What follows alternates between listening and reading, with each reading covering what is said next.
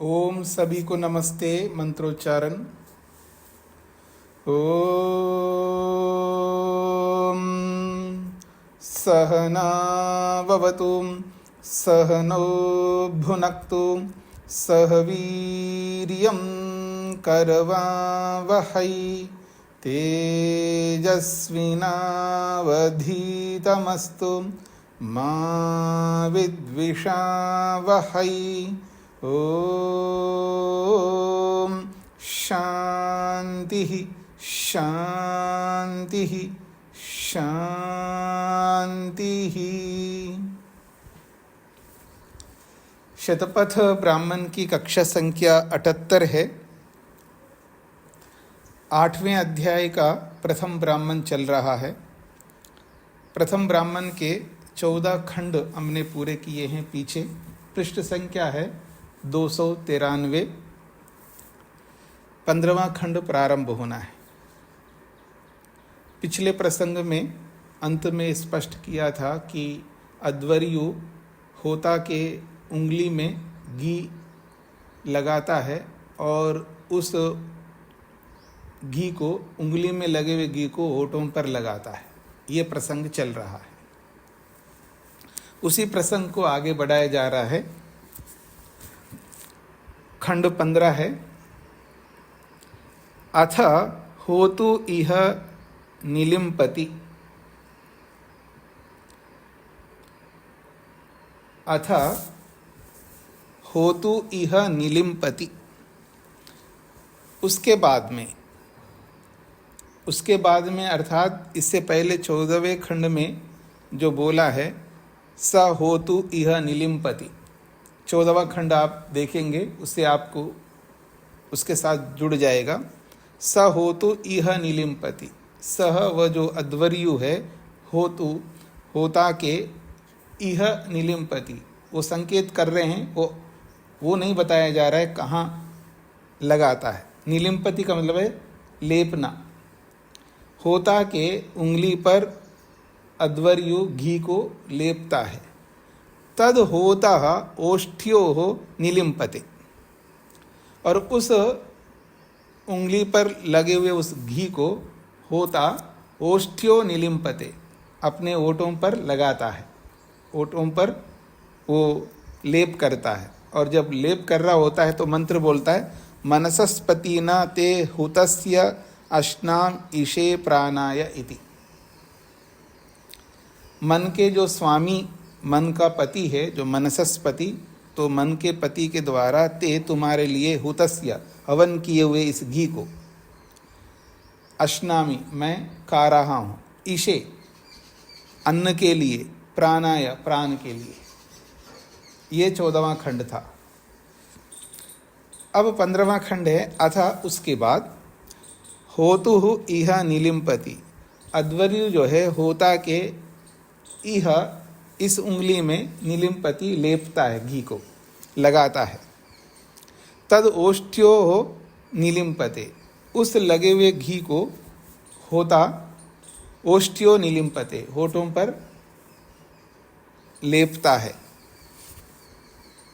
जब होठों पर वो लगाता है उस समय मंत्र का उच्चारण करता है वाचस्पतिना ते हुतस्य अश्नामि ऊर्जे उदानाय इति।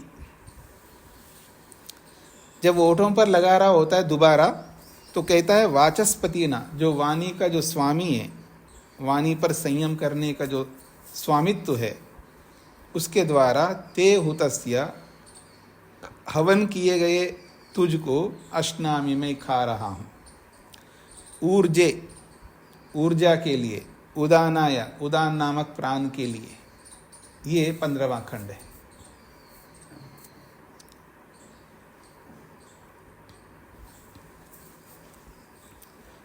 आगे कह रहे हैं तद ह वै मनु बिबयान चकार। वह ये जो मनु है, मनु को लेकर के पूरा एक ब्राह्मण प्रारंभ हुआ है। तद ह वै मनु बिबयान चकार। वह ये जो मनु है वो डरने लगा। क्यों डरने लगा? इदं वै मे तनिष्ठं यज्ञस्य यद इडाम इडा पाकयज्जिया। वो इसलिए डरने लगा, इदं वै मे तनिष्ठम यज्ञस्य। इदम, ये जो ईड़ा है इसको लेकर के बोला जा रहा है, इदम वै में तनिष्ठम यज्ञस्य, यज्ञ का ये बहुत तनिष्ठ भाग है, अर्थात कमजोर भाग है।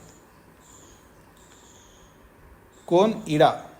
यद ईड़ाम ईड़ा पाक यज्ञीय, और जो पाक यज्ञीय ईड़ा है, ये ईड़ा एक प्रकार से यज्ञ का बहुत कमजोर भाग है, अर्थात जल्दी दूषित होने वाला है। यद्वै में इह रक्षांसि यज्ञम न हिंस्यु, यद्वै में इह रक्षांसि यज्ञम न हिंस्यु, मेरे इस यज्ञ की रक्षा होनी चाहिए, तो ये जो राक्षस लोग हैं मेरे इस यज्ञ की हिंसा ना कर सके, क्योंकि वो जो ईड़ा है वो दूषित हो जाएगा तो एक प्रकार से यज्ञ की हिंसा हो जाएगी, यज्ञ नहीं हो पाएगा। और ईड़ा जो है, पुरोडाश जो है, वो यज्ञ का तनिष्ठ भाग है, अर्थात कमजोर भाग है, अर्थात शीघ्र नष्ट होने वाला है, अर्थात एक प्रकार से कोमल पदार्थ है। तो उसके लिए कहा जा रहा है, यद इयम ईड़ा पाकयज्ञ, जो यह पाकयज्ञीय ईड़ा है, यद्वै में इह रक्षांसी, जो ये मेरा ये जो ईड़ा भाग है, ये रक्षांसी राक्षस जो है, कीटाणु आदि जो है, वो यज्ञम न हिंस्यु, वो यज्ञ की हिंसा न कर सके।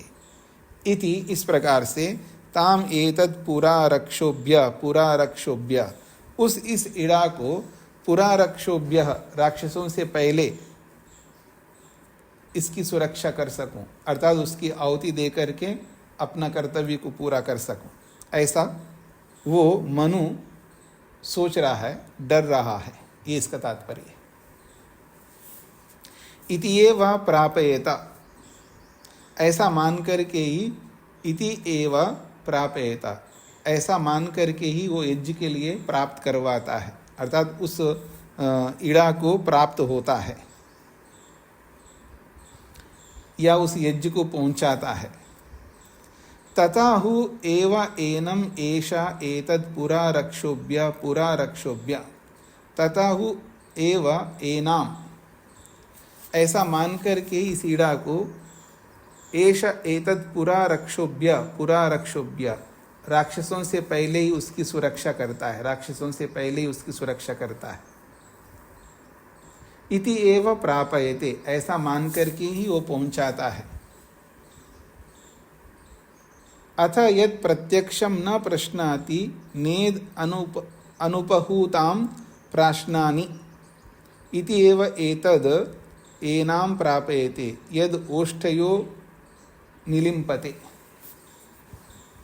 तो कह रहे हैं, अथ यद प्रत्यक्षम न प्रश्नामि, इसको साक्षात मैं न खा सकूं, न खाऊं, अर्थात यज्ञ करने से पहले इसको नहीं खाऊं। नेद अनुपहूताम प्रश्नानि, ऐसा ना हो, अनुपहूताम प्रश्नानि, बिना यज्ञ किए, बिना याग किए इसको मैं ना खाऊं। नेद अनुपहूताम प्रश्नानि, ऐसा ना हो कि बिना याग किए मैं इसको खाऊं।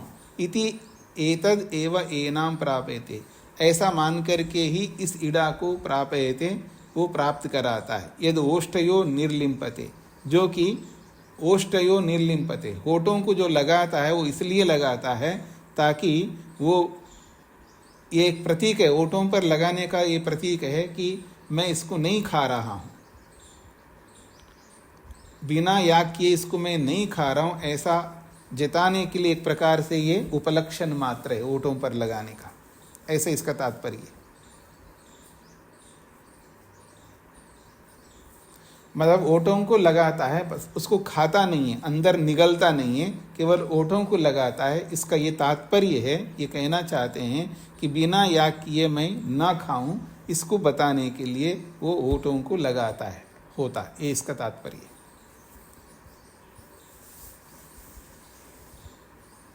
स्पष्ट हो रहा है जी? आगे बढ़ता हूं मैं। 17वां खंड है। अथ होतु पानो समवद्यति। उसके बाद होतु पानो, होता के हाथ में, समवद्यति, वो जो पुरोडाश है उसको भाग करता है। पहले होता के हाथ में रखता है अध्वर्यु उस पुरोडाश को, फिर समवद्यति, उसका भाग करता है। समवत्ताम एव सति तद एनाम प्रत्यक्षम ओतरी श्रयति। कहते हैं समवत्ताम एव सति, भाग किए हुए को ही, तद एनाम प्रत्यक्षम, उस ईड़ा को, प्रत्यक्षम होतरी श्रयति, प्रत्यक्ष रूप से अर्थात उसका साक्षात उसको अर्पित करता, अर्थात उसको साक्षात उसके हाथ में वो अर्पित करता है। केवल बात नहीं हो रही है, उसके हाथ में रख रहा है, ये प्रत्यक्ष बात है, अर्थात वास्तव में उसके हाथ में उसको सौंप रहा है, रख रहा है। तद एनाम प्रत्यक्षम ओतरी श्रयति, उस ईड़ा को प्रत्यक्ष रूप से अर्थात साक्षात उस होता के हाथ में श्रयति, उसको अर्पित करता है, रखता है, रख करके ही ये सब क्रियाएं कर रहा है। कहते हैं तया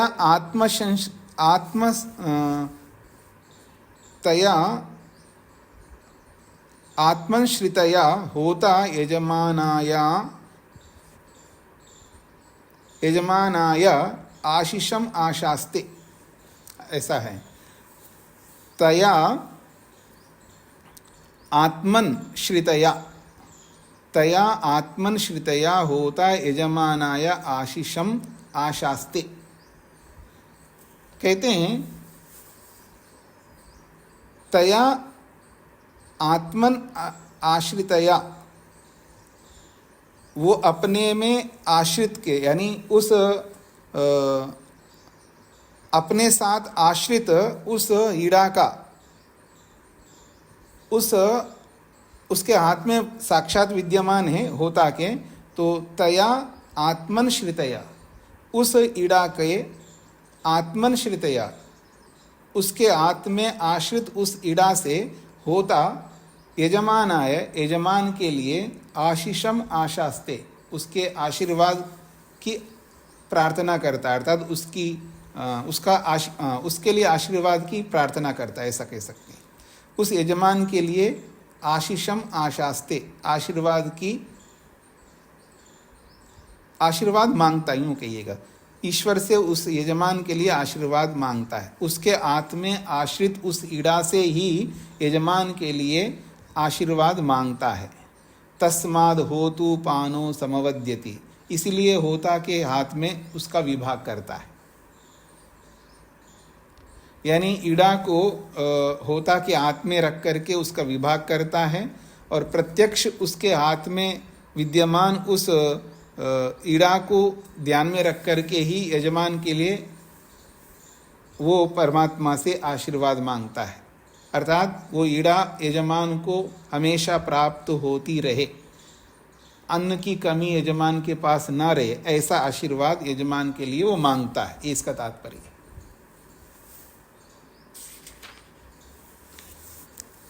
आगे बढ़ता हूं जी।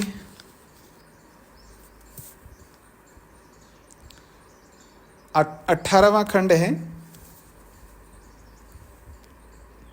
अथ उपांशु उपहुवयते,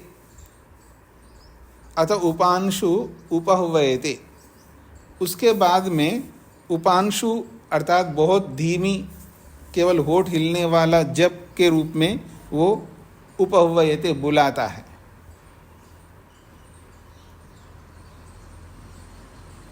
अर्थात उसका आह्वान करता है, ईड़ा का आह्वान करता है, ईड़ा को बुलाता है एक प्रकार से। एतद् हा वै मनु बिभयांचकार इदं वै मे तनिष्ठं यज्ञस्य यद् इयम् ईड़ा पाकयज्जीया।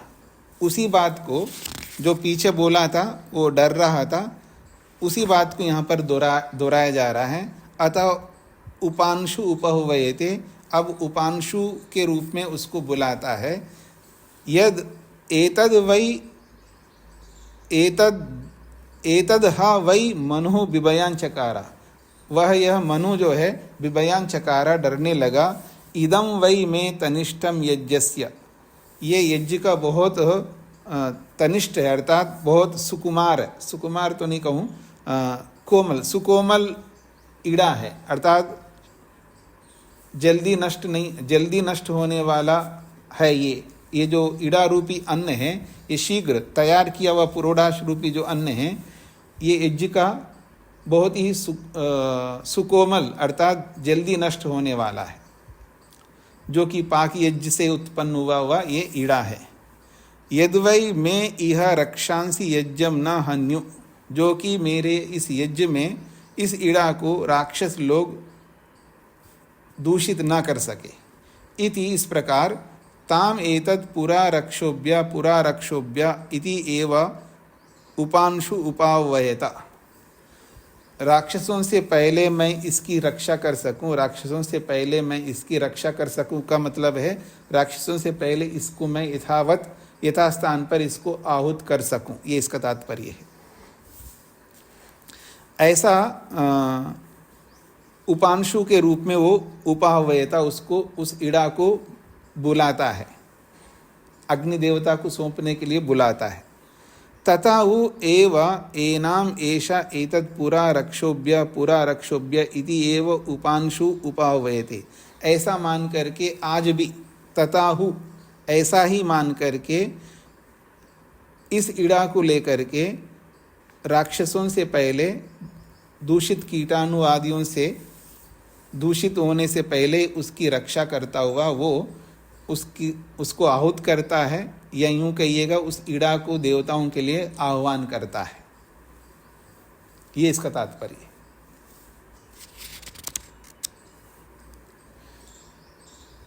अब उसको जो बुलाता है ईड़ा को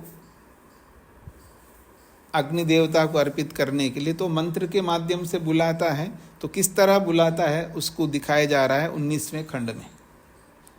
स उपहवयते, वह जो है बुलाता है।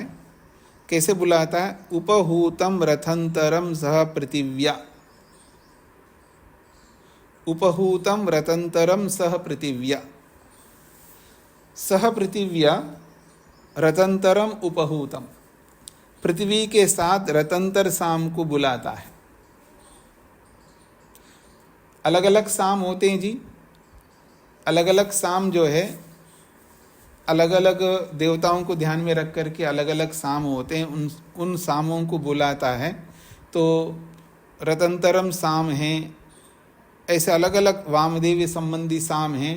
वैसे तो 1000 प्रकार के साम होते हैं, तो अलग अलग सामों के माध्यम से उसका आह्वान करता है एक प्रकार से। उपहूतम रतंतरम सह पृथिव्या, सह पृथिव्या रतंतरम उपहूतम, पृथ्वी के साथ रतंतर साम को बुलाता है, आह्वान करता है। फिर कहा उपमाम रतंतरम सह पृथिव्या, जब उनको उस साम के माध्यम से पृथ्वी देवता को बुलाता है, केवल उसी को नहीं बुलाता है, उपमाम रतंतरम सह पृथिव्या, पृथ्वी के साथ अपने आप को भी वो आह्वान करता है, अपने आप को भी साथ में जोड़ता है, इसका तात्पर्य है।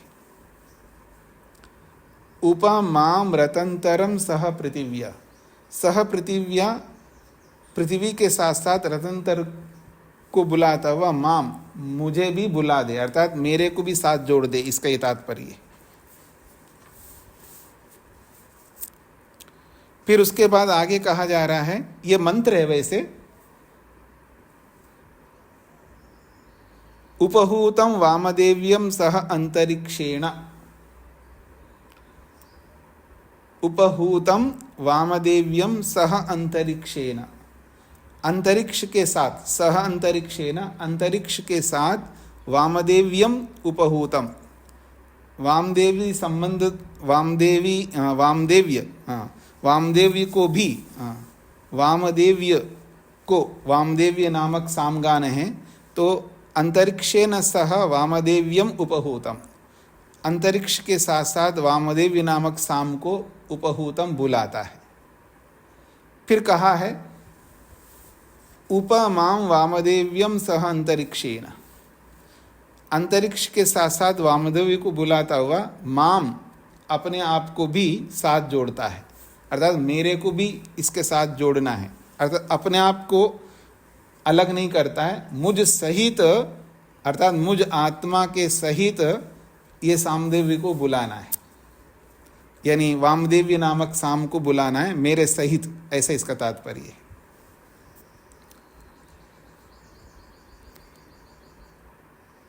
फिर अगला बोला है उपहूतम बृहत् सह दिवा, उपहूतम बृहत् सह दिवा, दिवा सह बृहत् उपहूतम, ऐसा है। द्युलोक के साथ बृहत् नामक साम को उपहूतम बुलाता है। उपहूतम बृहत् सह दिवा, द्युलोक के साथ साथ बृहत् साम को भी बुलाता है। फिर अपने आप को जोड़ करके उसी वाक्य को बोला जा रहा है उपमा बृहत् सह दिवा आवयताम, मेरे सहित यानी द्युलोक के सहित बृहत् को बुलाते हुए अपने आप को भी बुला ले, अर्थात मेरे को भी इसके साथ जोड़ दे, ऐसा वो कहना चाहता है। इसका तात्पर्य ये है कि जो जो साम को वो बुलाता है, बुलाना का मतलब आह्वान करना है, जिस जिस साम के द्वारा जिस जिस देवता का आह्वान करता है उस आह्वान में अपने आप को भी साथ जोड़ता है, अर्थात मेरे सहित बुलावा हो रहा है यहाँ पर, यानी अपने को छोड़ करके वो उसका आह्वान नहीं करता है, अपनी आत्मा को भी उसके साथ जोड़ करके उसका आह्वान करता है देवता का, ये इसका तात्पर्य है। आगे कहा जा रहा है तद एताम एव एतद उपहवयमानः इमांश्च लोकान उपहवयत एतानि च सामानि, तद एतद एवं एतद उपहवयमान, वह इस प्रकार से बुलाता हुआ इमांश्च लोकान, इन लोकों को जिस जिस साम का वो आह्वान कर रहा है उस साम का आह्वान करते हुए इमान लोकान, इन लोकों का भी आह्वान कर रहा है और इन सामों का भी आह्वान कर रहा है। तद एताम, उस इड़ा का, क्योंकि इड़ा का आह्वान कर रहा था ना, तो तद एताम एव एतद उपहवयमानः, उस इस इड़ा को आह्वान करता हुआ उस इड़ा के साथ साथ इमांश्च लोकान, इन लोकों को, पृथ्वी लोक, अंतरिक्ष लोक, द्युलोक को, तो इन इमांश्च लोकान, इन लोकों का भी आह्वान कर रहा है और एतानि च सामानि, और उन सामों का भी आह्वान कर रहा है। इड़ा का आह्वान करते हुए उन सामों को और इन लोकों का भी आह्वान करता है, इसका तात्पर्य है। अर्थात सभी लोकों में ये अन्न बना रहे और सभी लोकों में अन्न रहेगा तो मैं भी बना रहूं, ये इसका तात्पर्य है इन सब का। हाँ जी, कुछ स्पष्ट हो रहा है जी। देवताओं का आह्वान होता है जी साम के माध्यम से, तो जो आहुत किया जाता है, जो आहुति दी जाती है, वो आहुति देवताओं को ध्यान में रख करके दी जाती है, तो उन देवताओं को आह्वान करके फिर उनके लिए दिया जाता है। तो इन सामों के द्वारा देवताओं का आह्वान होता है, फिर उसके बाद वो आहुतियाँ दी जाती है। तो जिस इड़ा का आह्वान कर रहा है, इड़ा का आह्वान का मतलब है वो इड़ा जिसके लिए है उस इड़ा को संबोधित करके इड़ा का आह्वान होता है। फिर इड़ा का आह्वान केवल नहीं कर रहा है, लोकों सहित सामों के साथ उस इड़ा का आह्वान करता है, ये इसका तात्पर्य है। आगे बढ़ूं मैं, 20वां खंड। उपहूता गावः सह ऋषभा इति, सह ऋषभा गावः उपहूता। तो कहते हैं, ऋषभ कहते हैं बैलों को, बैल सहित गायों का आह्वान कर रहा है। उपहूता गावः सह ऋषभा इति, ऋषभ सहित गायों का आह्वान करता है। तो एक प्रकार से ये ऋषभ कहो, गाय कहो, ये कौन है? ये पशु है। तो पशवो व ईड़ा, वास्तव में ये पशु ही ईड़ा है। पशवो व ईड़ा, पीछे भी ऐसा ही बताया था, ईड़ा को पशु बोला था। पशवो व ईड़ा, पशु को ही ईड़ा कहा जा रहा है। तद एनाम परोक्षम उपहुवयते, तद एनाम उस ईड़ा को परोक्ष रूप से उपहुवयते बुलाता है। इसका ये तात्पर्य है कि जो बैल है, गाय हैं, इनके होने पर ही तो पशु, इनके होने पर ही तो अन्न उत्पन्न होता है ना जी। अन्न के पीछे कारण पशु है। कृषि जो है, अब तो खैर यंत्रों से कृषि हो रही है, पहले पशुओं से कृषि होती थी। तो ये जो अन्न रूपी ईड़ा है, ये ईड़ा को परोक्ष रूप से बुलाया जा रहा है। अर्थात ईड़ा को ना बोल करके वो गायों और बैलों को बुलाया जा रहा है, अर्थात उनके माध्यम से अन्न को बुला रहा है। एक प्रकार से अन्न का आह्वान सीधा ना करके पशुओं का आह्वान कर रहा है। तो पशुओं के माध्यम से ईड़ा का आह्वान माना जाएगा। तो इसलिए साक्षात ईड़ा का आह्वान ना करके पशुओं का आह्वान कर रहा है। इस बात को बताने के लिए यहाँ पर ये वाक्य है, उपहूता गावा सह ऋषभा, बैलों के साथ गायों का आह्वान कर रहा है। पशवो व ईड़ा, यहाँ ईड़ा पशु को ही यहाँ ईड़ा बोला गया। तद एनाम परोक्षम उपहुवयते, तद एनाम, एनाम इस ईड़ा को परोक्षम उपहुवते, परोक्ष रूप से आह्वान कर रहा है। यानी सीधा सीधा ईड़ा का आह्वान ना करके पशुओं के माध्यम से ईड़ा का आह्वान कर रहा है, इसका तात्पर्य है। सह ऋषभा इति, तो ये बैल के सहित पशुओं का आह्वान करने का क्या तात्पर्य है? सह ऋषभा इति, ऋषभ सहित आह्वान करने का क्या तात्पर्य है? तो कह रहे हैं स मिथुनाम एव एनाम एतद उपहुवयते, वह मिथुनाम एव एनाम एतद उपहुवयते, मिथुन बना करके ही उस ईड़ा का आह्वान करता है। बिना मिथुन के ईड़ा उत्पन्न नहीं हो सकता है ना। यानी बैल सहित गायों का आह्वान ही करना पड़ेगा, तभी गाय और बैल मिलकर के ही वहाँ पर संतति उत्पन्न होगी, दूध आदि होगा और उसके माध्यम से हवन याग आदि होगा, और याग आदि होगा तो खेती अच्छी प्रकार से होगी, इसका तात्पर्य है। तो सह ऋषभा इति, ऋषभ सहित ये आह्वान करने का क्या अभिप्राय है? तो कहते हैं मिथुनाम एव एनाम एतद उपहुवयते, सह वो जो ऋत्विक है, एनाम इस ईड़ा को मिथुन के माध्यम से बुलाता है। मिथुन बनता है गाय और बैल मिलकर के, इसलिए मिथुन बना करके ही वो आह्वान करता है, इसका तात्पर्य है। उसके आगे बोला जा रहा है अगले खंड में, उपहूता सप्तहोत्रा इति, सप्तहोत्रा उपहूता, सात होताओं वाला याग का आह्वान कर रहा है। सप्तहोत्रा, जहाँ सात होता रहते हैं विशेष रूप से।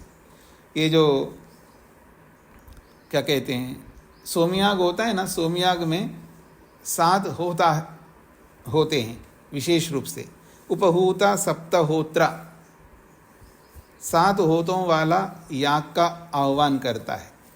तद एनाम सप्तहोत्रा सौम्येन अध्वर्येन उपहुवयते, तद एनाम सप्तहोत्रा सौम्येन, उस एनाम इस ईड़ा को सप्तहोत्रा सौम्येन, सोम संबंधी देवता के द्वारा, सप्तहोत्रा जिसमें सात होता रहते हैं, ऐसे सात होतों वाले सोम संबंधी अध्वर्येन, अध्वरी के द्वारा, अध्वरेन, हाँ, सौम्येन अध्वरेन, सोम अध्वर के द्वारा, सोम देवता वाले अध्वर कहते याग को, सोम देवता वाले याग के द्वारा सात होताओं के माध्यम से उपहुवयते बुलाता है, अर्थात सोम याग के द्वारा उस ईड़ा का आह्वान करता है, इसका तात्पर्य है।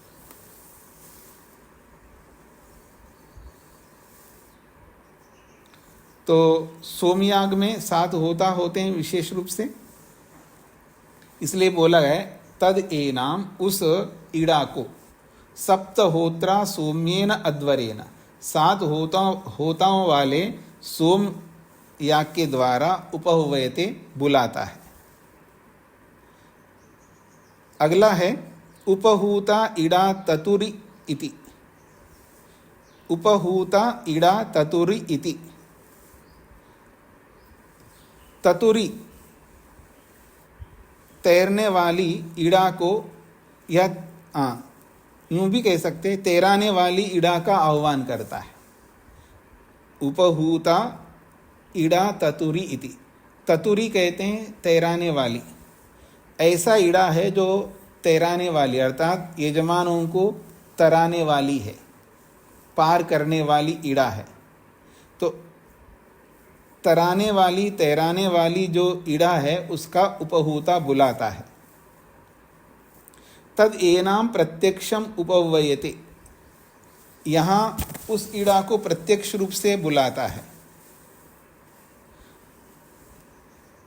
ततुरि इति सर्वम ही एषा पाप्मानं तरति।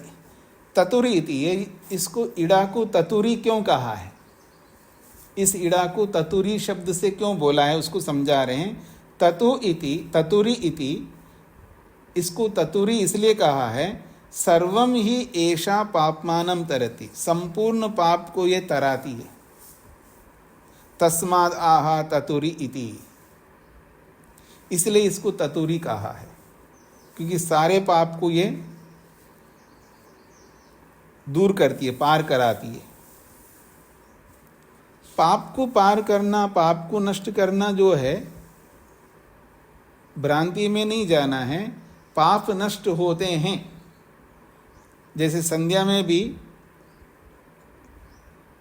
संध्या जब हम करते हैं, संध्या में अगमर्शन मंत्र आते हैं जी 3,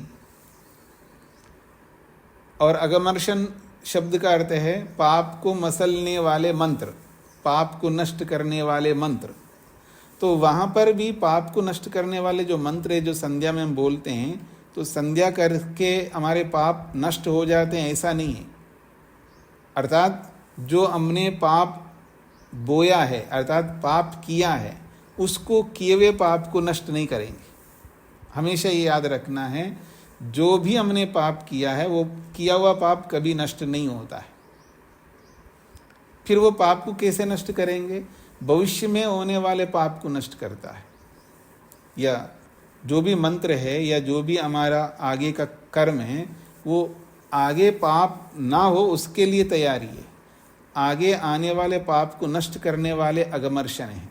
ऐसे ही यहाँ पर भी जो कहा गया है, ये जो ईड़ा है, तद एनाम प्रत्यक्षम उपवयते, एनाम इस ईड़ा को, यह ईड़ा की प्रत्यक्ष रूप से, इस ईड़ा को प्रत्यक्षम उपवयते, प्रत्यक्ष रूप से बुलाता है। और उस ईड़ा को क्या बोला है? ततुरि, उसको ततुरि बोला है। तो ततुरि इसलिए बोला है सर्वम ही एषा पापमानं तरति, ये जो ईड़ा है संपूर्ण पाप को नष्ट करता है या करती है ईड़ा। तस्मादाह ततुरिति, इसलिए इसको ततुरि कहा है। तो भविष्य में होने वाले पाप को ये नष्ट करेगी ईड़ा।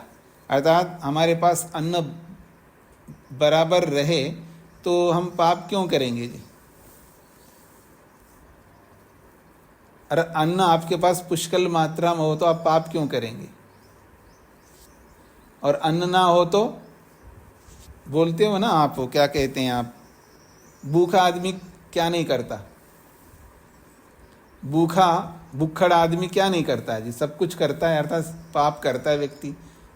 ये न के न प्रकार ये न वो पाप कर रहा है। अब भूखा केवल अन्न से भूखा नहीं होता है ना, पैसे से भी भूखा होता है, कपड़ों से, गाड़ियों से, मकानों से, अलग अलग ऐश्वर्यों से भूखा आदमी। तो ऐश्वर्य जब नहीं होता है ना, आदमी पाप ज़्यादा करता है। और इस पाप करने के पीछे सबसे बड़ा एक कारण है परिग्रह। जो जितना परिग्रह लोग कर रहे हैं ना, जिसके पास होता है वही ज़्यादा परिग्रह करते हैं।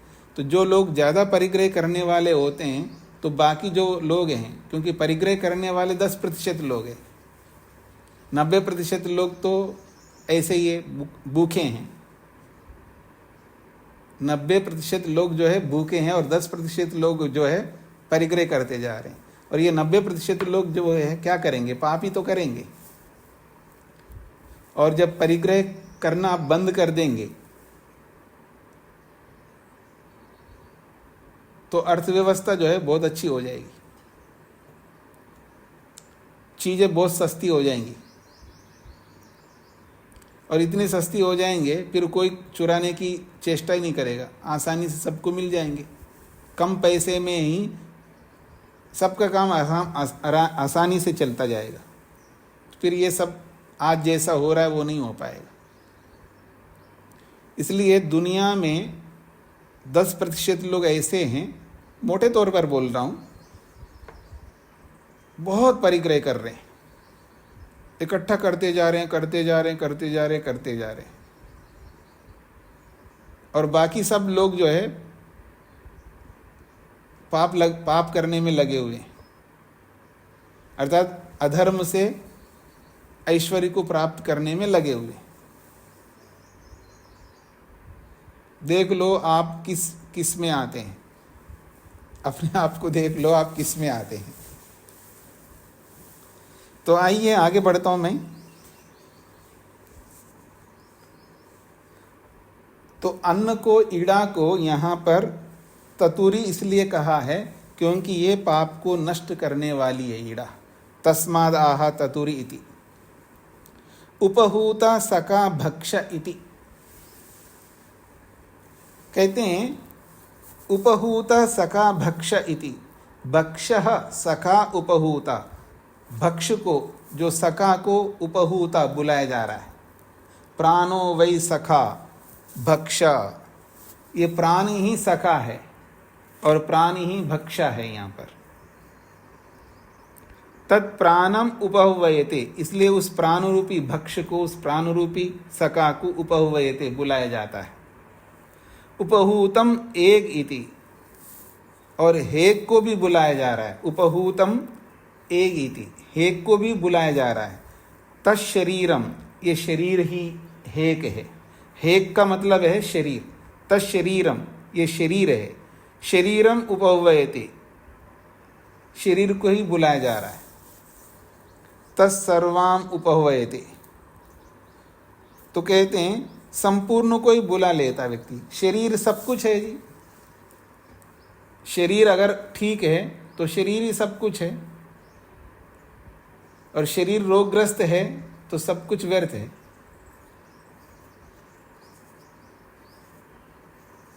आदमी कर क्या रहा है जी? उल्टा कर रहा है। धन की रक्षा कर रहा है, मकान की रक्षा कर रहा है, गाड़ी की रक्षा कर रहा है, सबका अच्छे ढंग से देखभाल कर रहा है, शरीर का नहीं कर रहा है।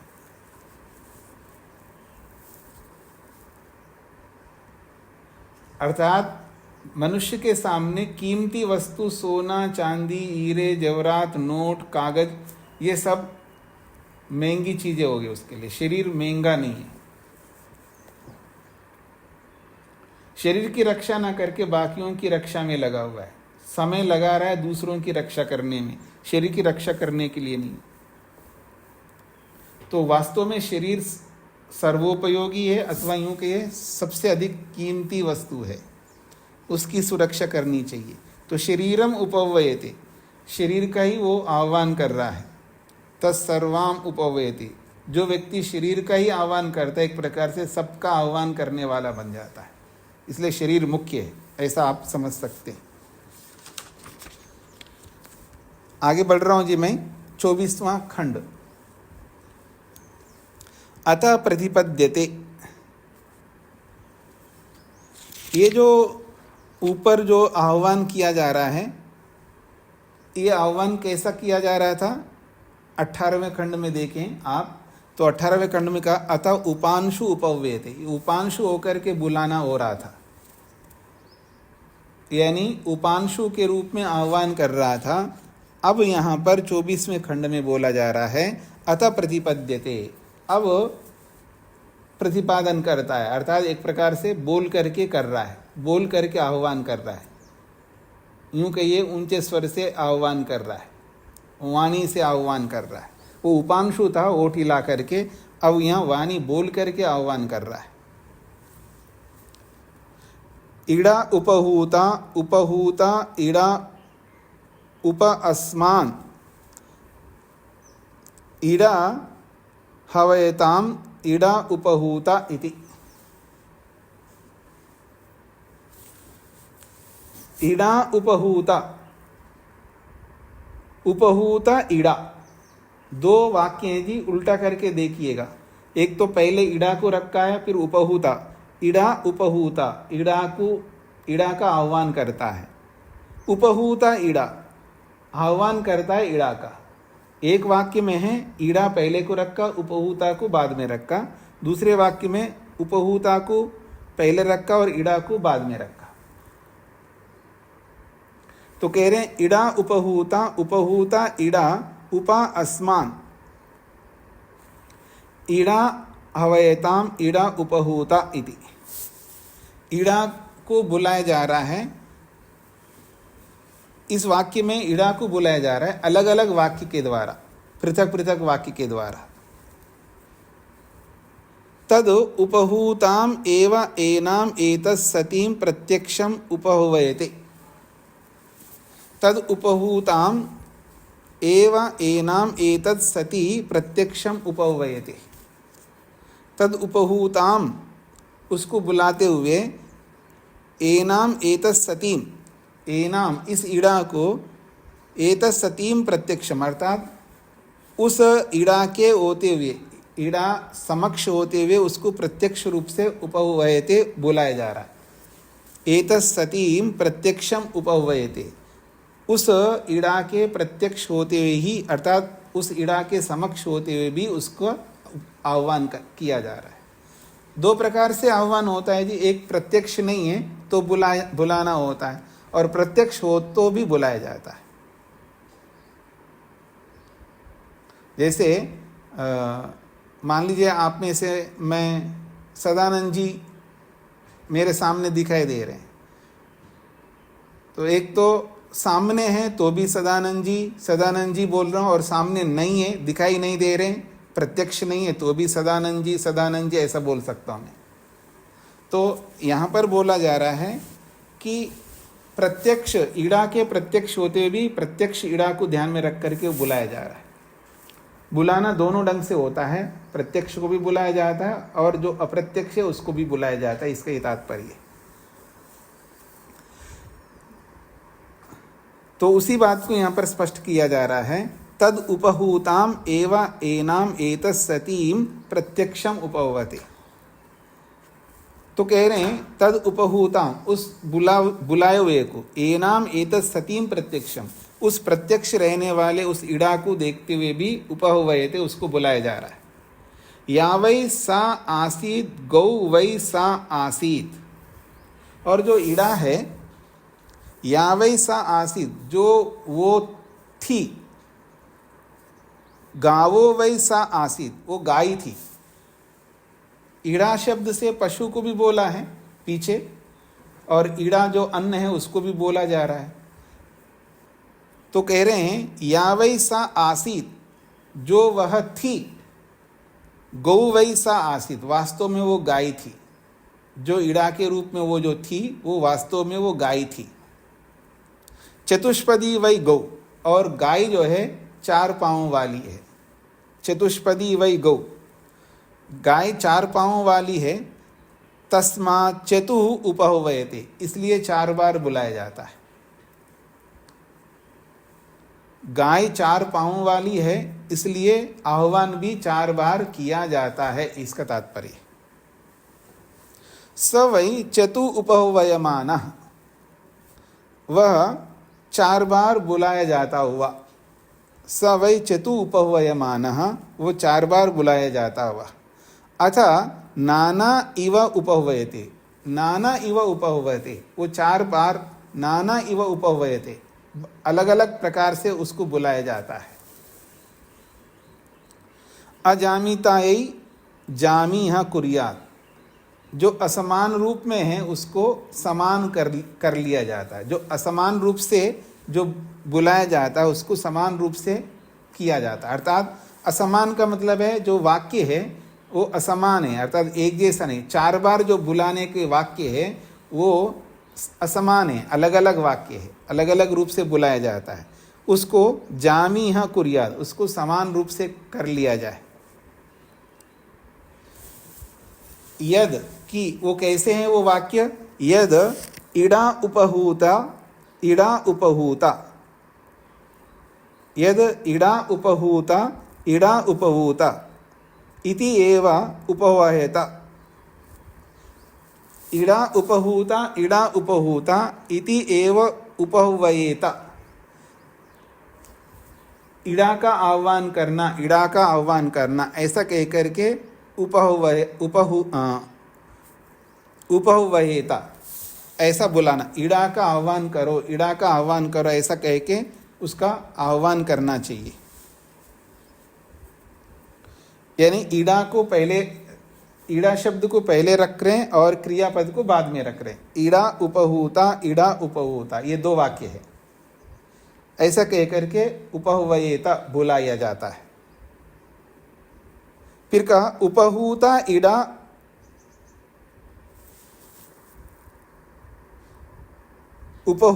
ईड़ा व ईड़ा उपहूता इति तद अर्वाचीम उपहवयेता। जो ईड़ा उपहूता ये जो कहा जा रहा है ये अर्वाचीम उपहवयेता, समक्ष वाले को ऐसा बोल करके बुलाया जाता है। अर्थात जो समक्ष है उसको इड़ा उपहूता जो सामने है प्रत्यक्ष है उसको प्रत्यक्ष वाले को इस तरह का बुलाया जाता है। इड़ा उपहूता।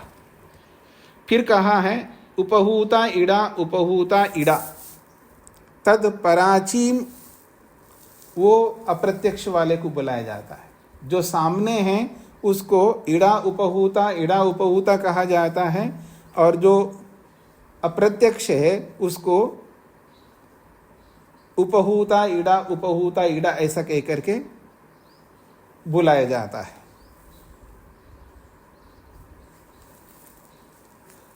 उप अस्मान इड़ा आवयताम इति। उप अस्मान इड़ा आवयताम इति।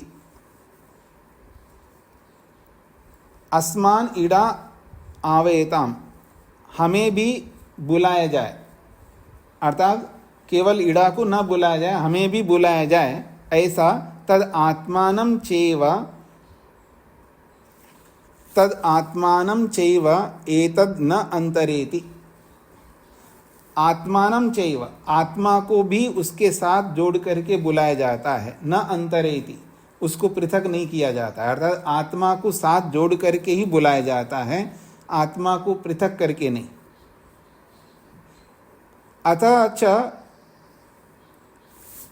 अतएव च भवति इड़ा उपहूता इति तत् पुनः अर्वाचीनम उपहवयते तद अर्वाचीनम चैव नाम एतत् परांची च उपहवयते।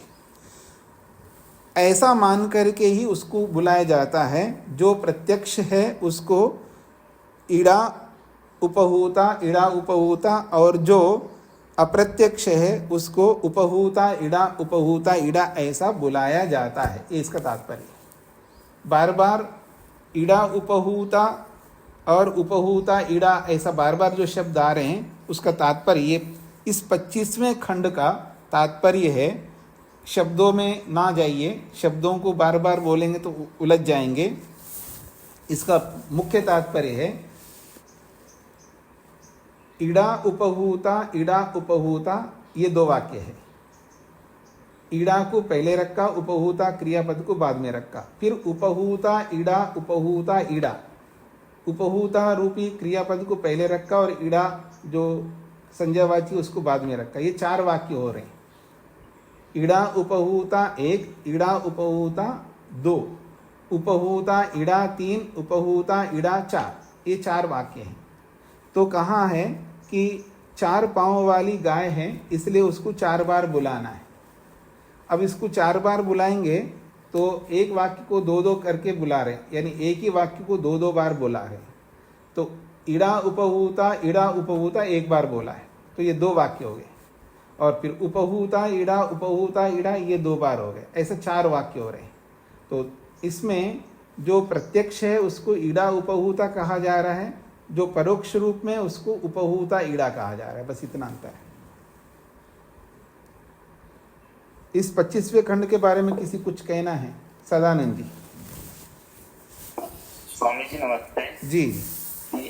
ये जो इसमें चतुष्पदी जो गौ बोली गई है, ये गौ का अर्थ एक वाणी भी होता है, तो कहीं वो परापसंती मध्यमा वैखरी 4 पदों में विभक्त वाणी के बारे में तो नहीं है ये? नहीं, वो भाषा संबंधी अलग है, ये कर्मकांड संबंधी ये अलग है। यहाँ पर ईड़ा जो अन्न है, अन्न को सीधा ना बोल करके गायों के माध्यम से बोला था पीछे।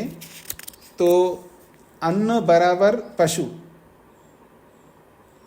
तो पिछले जो खंड में बोला है ना, पशुओं व ईड़ा, पशु को ही ईड़ा बोला जा रहा है। तो पशु को ईड़ा इसलिए बोला जा रहा है, प्रत्यक्ष रूप से अन्न को ना बोल करके परोक्ष रूप से बोला गया, कारण को कार्य के रूप में बोला गया। पशु ही अन्न है, तो पशु ही अन्न कैसे है? क्योंकि पशु हो तो अन्न होगा। तो पशु कारण बन रहे हैं, अन्न कार्य बन रहा है। तो कई बार कार्य को ना बोल के कारण को बोला जाता है। तो पशु ही अन्न है, तो ईड़ा एक प्रकार से पशु हो गया। तो अब पशु तो गाय को कहेंगे। अब गाय जो है 4 पांव वाली है, तो 4 पांव वाली गाय है तो उसको 4 बार बुलाओ। इस रूप में इसकी संगति बना करके ऐसा प्रस्तुत किया गया। वो जो आप कह रहे हैं वो भाषा संबंधी है। वहाँ पर जो महाभाष्यकार ने बोला है या वाक्यपदीयम में जो बोला है, वो भाषा को ध्यान में रख करके वहाँ अलग प्रक्रिया है, ये अलग प्रक्रिया है जी। आगे बढ़ता हूँ जी मैं। 26वां खंड, मानवी घृतपदी इति। मनु संबंधी ये घृतपदी है। घृत है पांव में जिसके, उसको घृतपदी कहते हैं। पीछे पढ़ा था ना, मनु ने विलोड़न किया है जी, तो एक दुहिता, एक पुत्री उत्पन्न हुई है जिसके पांव में घी लगा हुआ था। पीछे आपने पढ़ा इसी ब्राह्मण में, उसी को यहाँ पर याद दिला रहे हैं।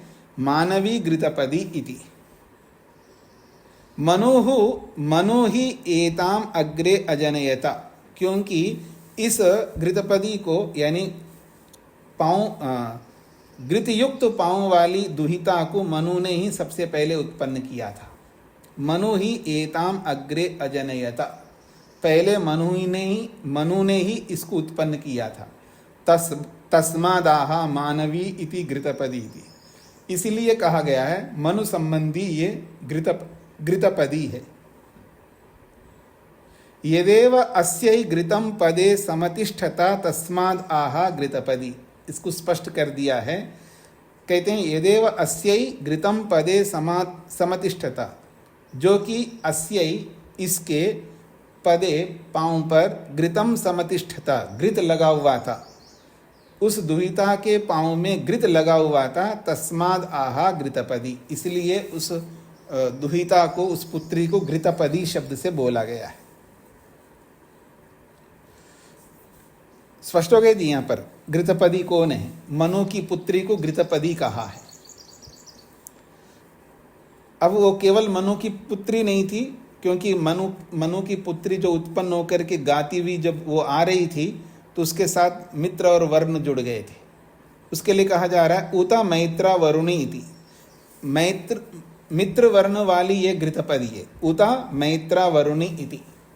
ये केवल घृतपदी नहीं है, क्योंकि ये मैत्रा वरुणी, मित्र और वर्ण संबंधी घृतपदी है। यदेव मित्रा वरुणाभ्याम समगच्छता, क्योंकि वो मित्र और वर्ण के साथ युक्त हो गई थी। स एव मैत्रा वर्णो न्यंगः, इसलिए वह मित्र और वर्ण से युक्त है। फिर कहा है ब्रह्मा देव कृतो उपहूता इति। ब्रह्मा देवकृता उपहूता इति।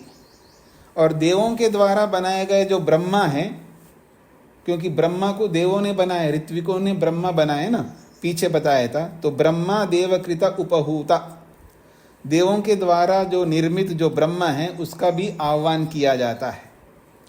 ब्रह्म ही एषाम देवकृता उपहूता उपहूता,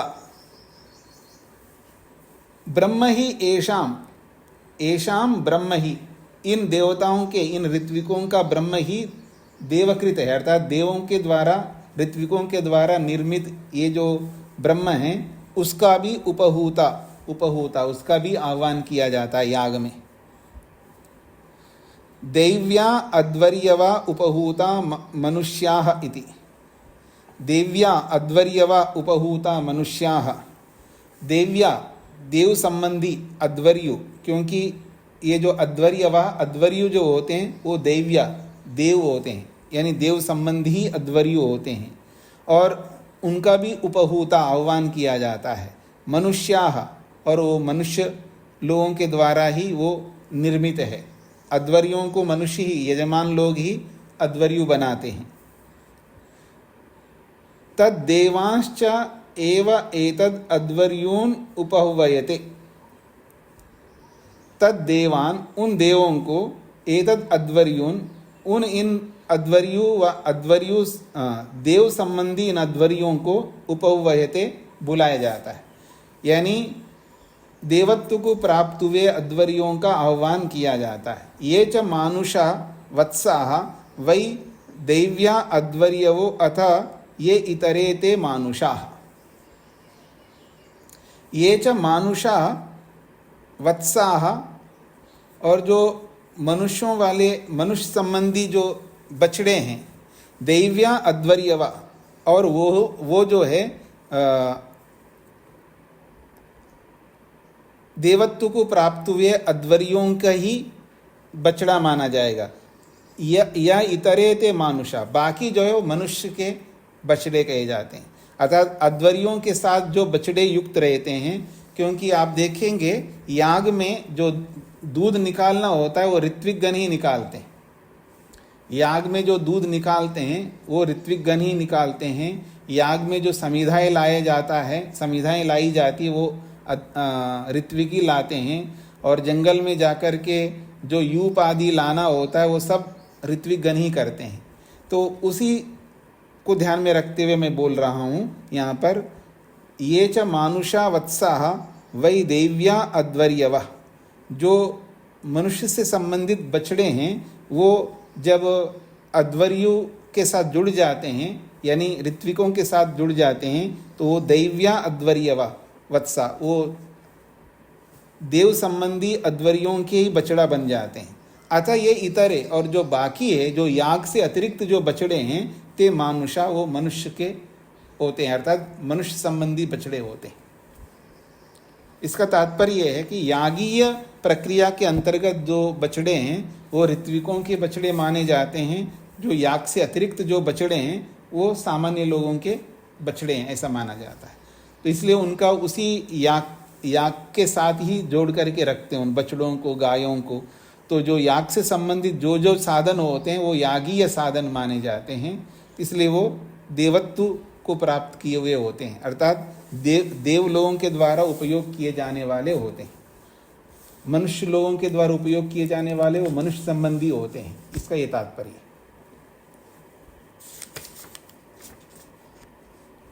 हाँ जी, स्पष्ट हो गए जी। याग में